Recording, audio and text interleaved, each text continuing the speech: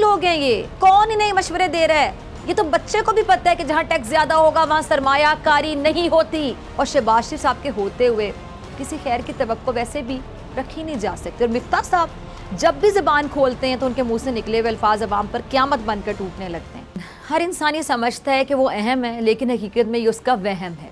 ऐसे ही हुकूमत के कुछ लोगों का ये हाल है जो इस कॉम्प्लेक्स में मुब्तला थे कि जी इनके बगैर तो शायद मुल्क चल ही नहीं सकता, क्योंकि इमरान खान ने अपनी कारकर्दगी से, अपनी परफॉर्मेंस से साबित भी कर दिया था कि मौजूदा हुकूमत में शामिल जमातों की रिवायती और खुद गर्जी पर मबनी सियासत से हट कर भी मुल्क को चलाया जा सकता है। और शायद यही वजह थी कि मौजूदा हुकूमत में शामिल जमातें एहसास कमतरी में मुब्तला हो गई और हसद में अंधे होकर इन्होंने PTI हुकूमत के खिलाफ साजिश का चक्कर चला दिया, इक़्तिदार पर कब्जा जमा लिया। लेकिन अब ये वाज़ेह हो गया कि इन लोगों के बगैर मुल्क ज़्यादा बेहतर अंदाज में चल रहा था और इनके जाने के बाद भी ये मुल्क बेहतर अंदाज में चल सकता है। ये लोग तो मुल्क से हर तरह की दुश्मनी निकाल रहे हैं। ये लोग अब अच्छी भली इमरान खान के दौर में चलती सनतों को फिर से तबाही के अंधेरे में धकेल रहे हैं।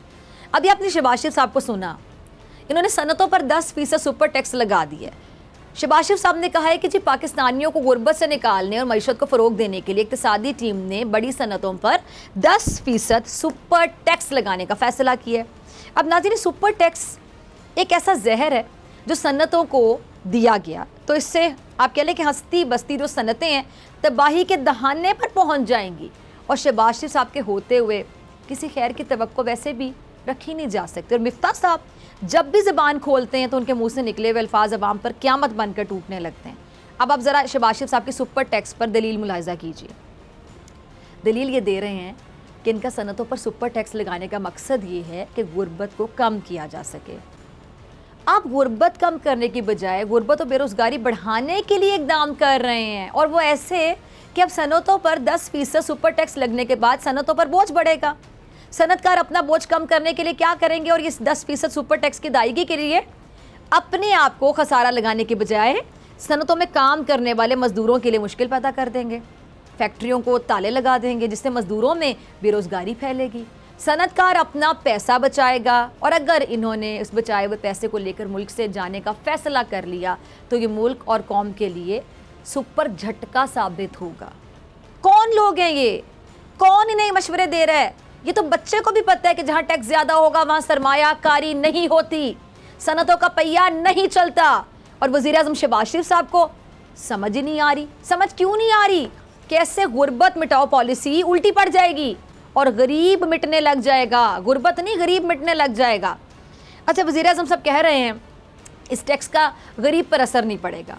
मैं ज़रा ये बताती चलूँ कि अगर सनतों को ताले नहीं लगते तो फिर क्या होगा? फिर सनतकार अपनी तैयार करदा अशिया की कीमतें बढ़ा देंगे। फिर गरीब आदमी के लिए उन्हें ख़रीदना मुश्किल हो जाएगा। ऐन मुमकिन है कि नामुमकिन होता चला जाए, मुश्किल से नामुमकिन, जो ख़रीद ही ना सकें। अब हुकूमत जो है ना सुपरमैन बनकर ये सुपर टैक्स लगा तो रही है, लेकिन अपने अमल से ये सुपरमैन जैसे हीरो को भी रुस्वा कर रही है। अमीर लोगों पर टैक्स जितना मर्जी लगाया जाए, लेकिन ये अशराफिया हमेशा इसका बोझ गरीबों पर डालकर ख़ुद को टैक्स से बचा ही लेती है किसी तरह। लेकिन हुकूमत को इस वक्त सिर्फ और सिर्फ टैक्स इकट्ठा करने की पड़ी हुई है, चाहे गरीब की खाल ही क्यों ना उतारना पड़े। मैं शहबाज शरीफ साहब से अर्ज़ करना चाहूँगी कि आप गुर्बत मिटाने की बात करके गरीबों का मजाक बनाना बंद कर दें। आप कहीं रिलीफ नहीं देते हैं, गरीब और गुर्बत का बाकायदा मजाक उड़ाते हैं। सब्सक्राइब करें और बेल दबाएं ताकि कोई खबर रह न जाए।